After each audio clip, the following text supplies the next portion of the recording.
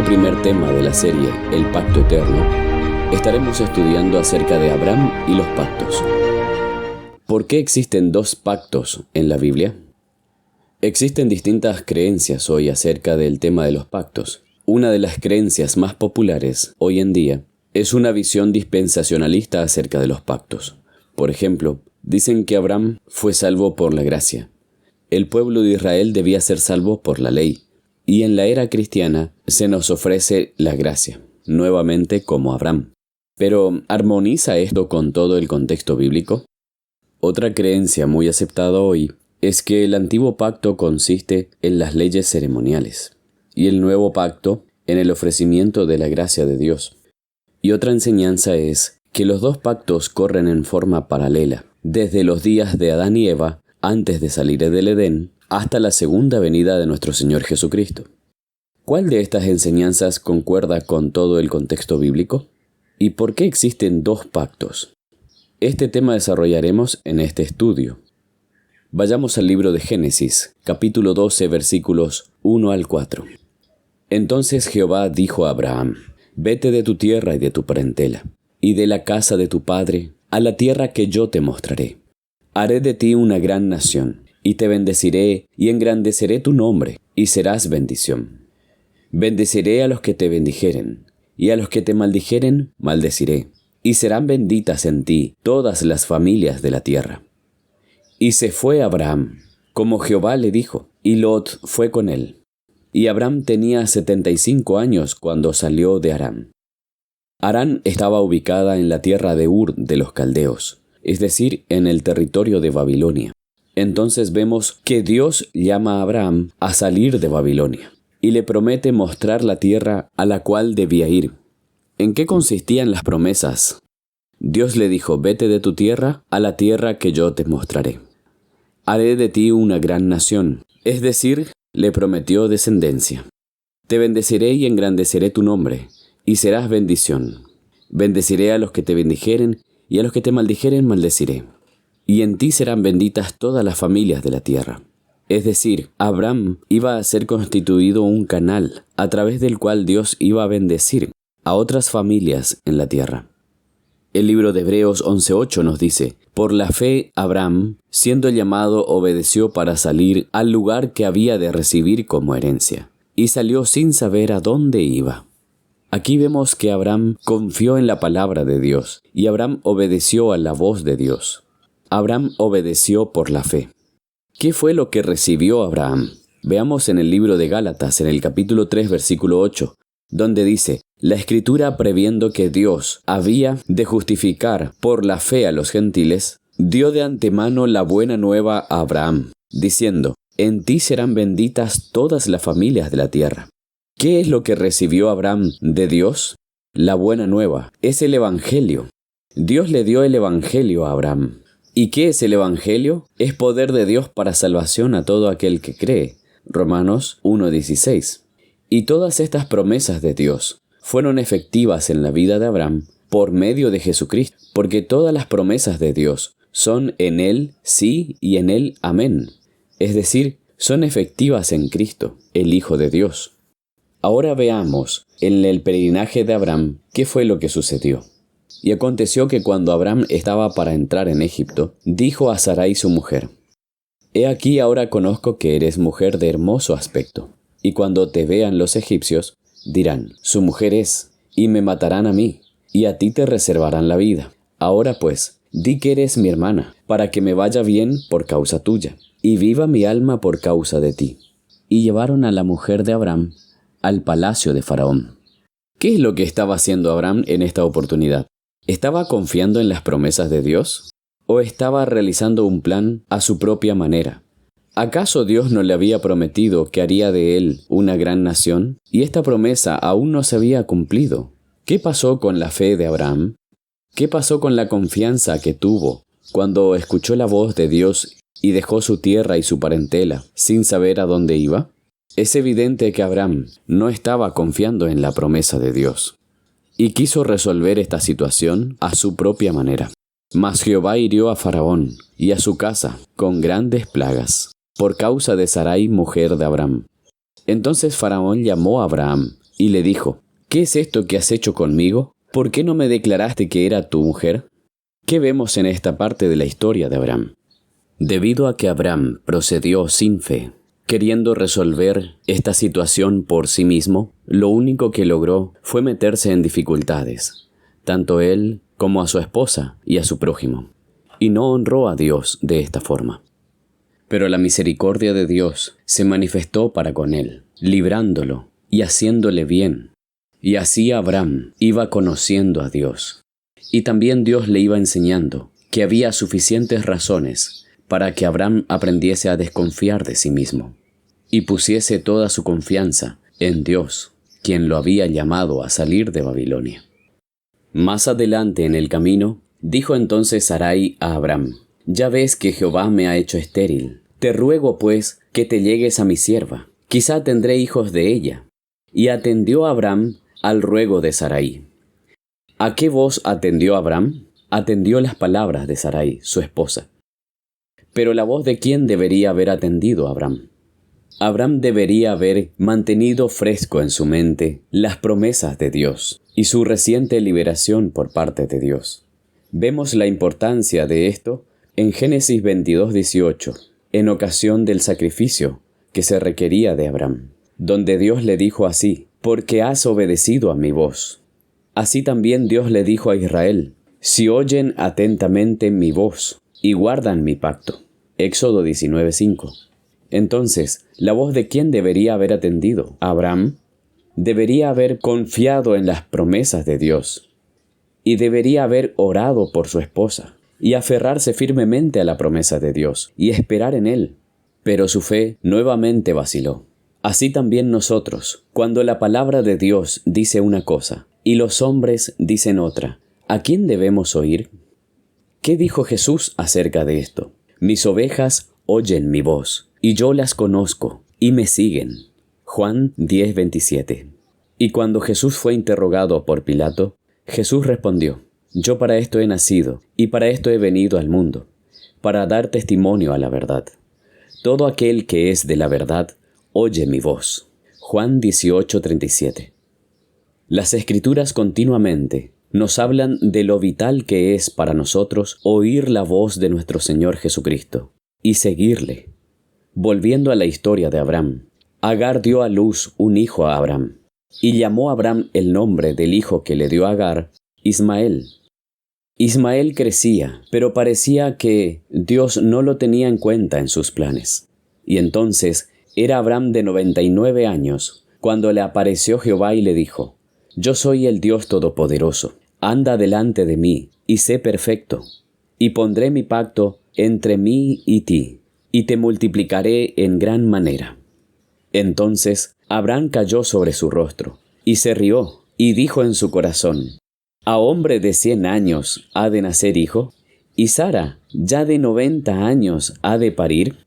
Y dijo Abraham a Dios: «Ojalá Ismael viva delante de ti». Génesis 17:18. ¿Por qué dijo Abraham: «Ojalá Ismael viva delante de ti»? Es claro que Abraham aún esperaba que la promesa se cumpliese por medio del plan que él había trazado. Se imaginaba que él mismo había ayudado a Dios a cumplir la promesa. Pero nada más lejos de la verdad. Dios no se amoldó al plan de Abraham. Dios no tomó el fruto del procedimiento carnal, sin fe, de Abraham, es decir, a Ismael. Y respondió Dios: «Ciertamente Sara, tu mujer, te parirá un hijo, y llamarás su nombre Isaac. Y confirmaré mi pacto con él por alianza perpetua, para su simiente después de él». Génesis 17:19. Por su palabra, Dios estaba disipando las dudas de Abraham. Dios se presenta a Abraham como el Dios Todopoderoso, aquel cuyo poder no tiene límites. Y para Dios no era difícil hacer que Sara, con 90 años, pueda dar un hijo a Abraham. Dios quería enseñar a Abraham que no debía depender de sus sentidos, de lo que sus ojos lo decían, de lo que su cuerpo sentía en su vejez. Dios quería enseñarle a depender solamente de su palabra. Quería enseñarle a cultivar la fe. Por eso el libro de Romanos 4:1-3 dice: ¿Qué pues diremos concerniente a lo que Abraham, el principal de los patriarcas, obtuvo en la carne?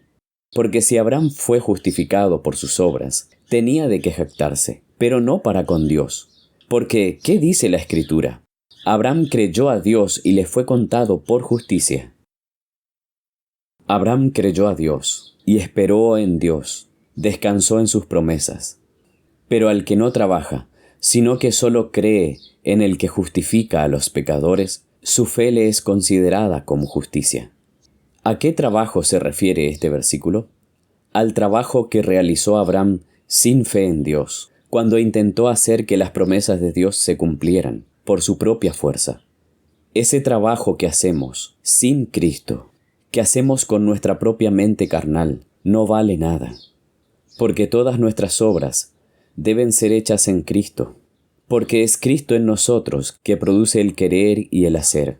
Así como el Padre, morando en Cristo, producía obras de justicia, así también Cristo, morando en el creyente, produce obras de justicia. Pero Jesús dijo: separados de mí, nada pueden hacer.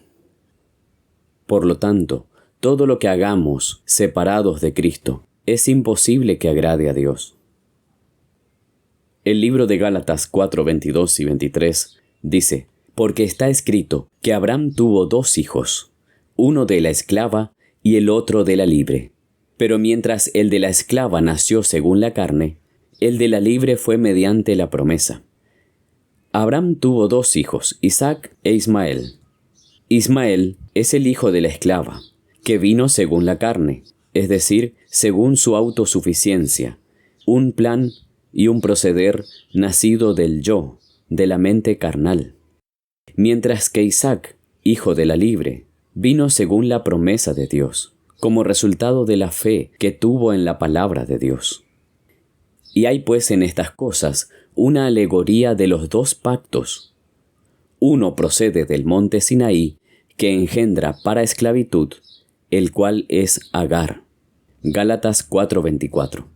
Porque Agar es el monte Sinaí, en Arabia, que corresponde a la Jerusalén actual, y ella sirve en esclavitud junto con sus hijos. Vemos entonces que hay 2 pactos, representados por Agar y Sara. Y Agar es el monte Sinaí en Arabia. ¿Por qué el monte Sinaí? ¿Y por qué sirve en esclavitud? Vemos entonces los 2 pactos. El viejo pacto, simbolizado por Agar, que es el monte Sinaí, y que permanece en esclavitud. Y el nuevo pacto, simbolizado por Sara, que es la Jerusalén de arriba, es decir, de aquella que no vemos con nuestros ojos, sino que contemplamos por la fe. Pues la fe es la certeza de lo que se espera y la convicción de lo que no se ve. Y permanece en libertad. Pero sigue la pregunta: ¿por qué el monte Sinaí? Vayamos al libro de Éxodo capítulo 19. El versículo 4 y 5 dice así: ustedes vieron lo que hice a los egipcios, y cómo los tomé sobre alas de águila, y los he traído a mí. Ahora pues, si dan oído a mi voz y guardan mi pacto, ustedes serán mi especial tesoro sobre todos los pueblos, porque mía es toda la tierra.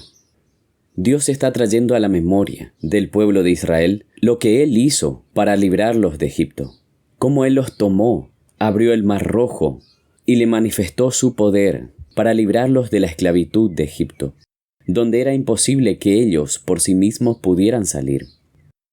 Únicamente por la obra, por el poder de Dios, ellos estaban ahí, libres del poder de Faraón.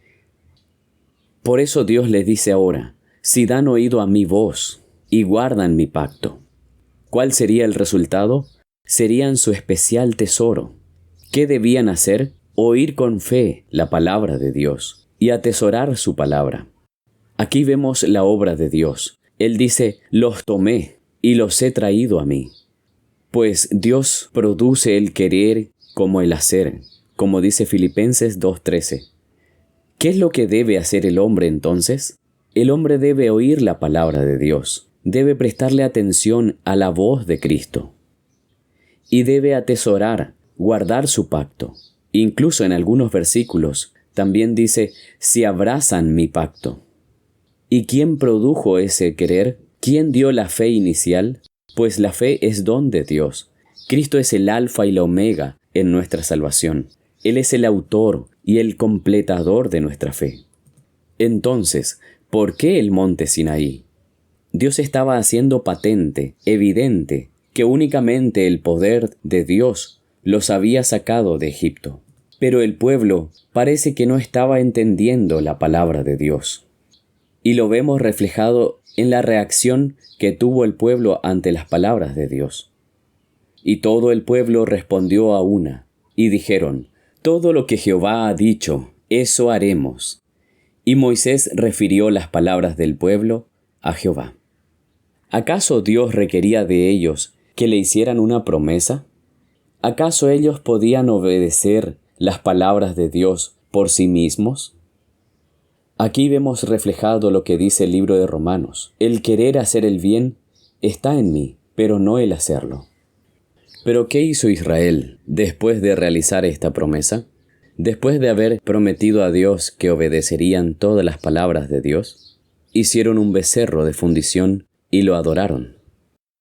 Nuestras promesas son como cuerdas de arena. Somos débiles. Separados de Cristo, no podemos hacer el bien. Cuando Dios reunió al pueblo de Israel al pie del monte Sinaí, era precisamente el tercer mes, la fecha de Pentecostés. Si ellos hubiesen recibido la palabra de Dios, si hubiesen oído atentamente a Dios y hubiesen atesorado su pacto, Dios derramaría sobre ellos su espíritu y escribiría su ley en su corazón, y serían su especial tesoro. Pero la forma de pensar de la mayoría del pueblo de Israel reveló autosuficiencia y falta de fe. Así como Dios permitió que Abraham procediera a su manera y mediante Agar tuviera a Isaac, así también permitió que el pueblo de Israel procediera a su manera. ¿Por qué la Biblia lo menciona como el viejo pacto? Porque es el primero en ser ratificado por el hombre, con promesas como: todo lo que Jehová ha dicho, eso haremos. Promesas que no son más que cuerdas de arena y esfuerzos humanos sin Cristo. Y la Biblia dice: maldito todo aquel que pone carne por su brazo. Jeremías 17. El viejo pacto es el intento de salvación por obras. Es la manifestación del deseo del hombre de obrar según su propio juicio. El hombre en el viejo pacto intenta hacer por sí mismo aquello que solo Cristo puede hacer en y por él, que son ser justo y cambiar su corazón. Pero el hombre no puede ser justo por sí mismo. Romanos 3:10 dice: no hay justo ni siquiera uno. Y tampoco puede cambiar su corazón. Jeremías 13:23 dice: ¿mudará el etíope su piel y el leopardo sus manchas? ¿Así también ustedes podrán hacer el bien estando habituados a hacer el mal? El hombre en el viejo pacto entonces intenta hacer aquello que le pertenece a Cristo realizar. Y no hace aquello que sí debería hacer, que es oír la palabra. Jesús dijo: ¿por qué no entienden mi lenguaje? Porque no pueden escuchar mi palabra. Juan 8:43. Pero el hombre en el nuevo pacto oye la voz de Cristo, cree en la palabra de Dios y atesora las promesas de Dios. Para aquel que cree en la palabra de Dios, el Evangelio es poder de Dios para salvación. Aquel que atesora las promesas de Dios crece de fe en fe. Y el que oye la voz de Cristo no anda en tinieblas, sino que tendrá la luz de la vida. Porque el Hijo de Dios, Jesucristo, que entre ustedes ha sido predicado por nosotros, por mí, Silvano y Timoteo, no ha sido sí y no, mas ha sido sí en Él, porque todas las promesas de Dios son en Él sí y en Él amén, por medio de nosotros para la gloria de Dios. 2 Corintios 1:19 y 20. Todas las promesas de Dios en Cristo son sí y son amén. Y amén significa así sea. Es decir, en Cristo todas las promesas de Dios son realidad. Por eso Cristo es el autor y el consumador de la fe. El libro de Génesis, en el capítulo 21, versículos 2 y 3, nos dice lo siguiente: Y concibió y parió Sara a Abram un hijo en su vejez, en el tiempo que Dios le había dicho. Y llamó a Abram el nombre de su hijo, que le nació, que le parió Sara, Isaac. Porque ¿qué dice la Escritura? Creyó Abram a Dios y le fue contado por justicia. Abram fue hecho justo por la fe. Entonces, cuando Abram creyó a Dios, la promesa de Dios fue hecha una realidad en su vida, por Cristo Jesús. Entonces, el antiguo y el nuevo pacto no son dos dispensaciones temporales, separadas por la cruz. No es que Dios salve a unos de una manera y a otros de otra forma, a unos por las obras y otros por la fe. No es que Dios salve a unos por la ley y a otros por la gracia. La Biblia no enseña esto. Todos somos salvos por la gracia de Dios, y no hay otra forma de ser salvo sino por la gracia de Dios, que es por medio de Jesucristo, el Hijo de Dios. Entonces los dos pactos son evidentes desde el Edén hasta la segunda venida del Señor Jesucristo. Y en el desarrollo de esta serie vamos a analizar por qué en el Edén y por qué a través de todos los tiempos en que aún dura el pecado en este mundo. Vemos entonces que la visión dispensacionalista, que afirma que Abraham fue salvo por gracia, pero Israel fue salvo por la ley, no es bíblica, porque Dios no hace acepción de personas, como nos dice el libro de Deuteronomio y el libro de Hechos.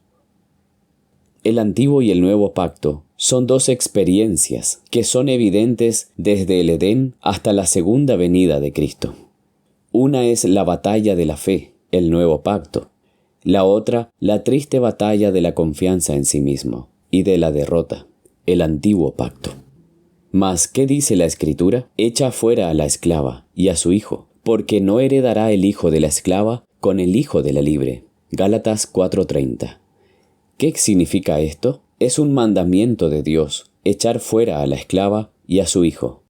Y como la esclava, Agar, representa al viejo pacto, debemos entender que Dios nos está ordenando despojarnos del viejo pacto y de su hijo, es decir, los frutos de ese viejo pacto, con toda su autosuficiencia y su orgullo religioso y todo lo que contenga. En un tiempo en la casa de Abraham moraban ambas mujeres, Agar y Sara. Es decir, estaba entre el antiguo pacto y el nuevo pacto. Pero ¿andarán dos juntos si no estuvieren de acuerdo? Así también no hay armonía entre el viejo pacto y el nuevo pacto. Porque uno es el pacto del hombre, hecho a su manera, y el otro es el pacto de Dios, y es el pacto eterno. Y únicamente el nuevo pacto debe permanecer en la casa. Únicamente debemos depender de la gracia de Dios. El libro de Jeremías 11:10 dice: se han vuelto a las maldades de sus primeros padres, los cuales no quisieron escuchar mis palabras, y se fueron tras dioses ajenos para servirles. La casa de Israel y la casa de Judá invalidaron mi pacto, el cual había yo concertado con sus padres. ¿Por qué invalidaron el pacto de Dios? Porque no quisieron escuchar las palabras de Dios. Pero como solamente debe permanecer la libre y su hijo en la casa, es decir, el nuevo pacto, Dios nos dice en el libro de Jeremías 32:40: y haré con ellos pacto eterno, que no me volveré atrás de hacerles bien, y pondré mi temor en el corazón de ellos, para que no se aparten de mí. Si examinas tu vida a la luz de la palabra de Dios, como dice la Escritura, examínese cada uno a sí mismo. ¿Qué convicción te da Dios? ¿Estás en el viejo pacto o en el nuevo? Que Dios te bendiga.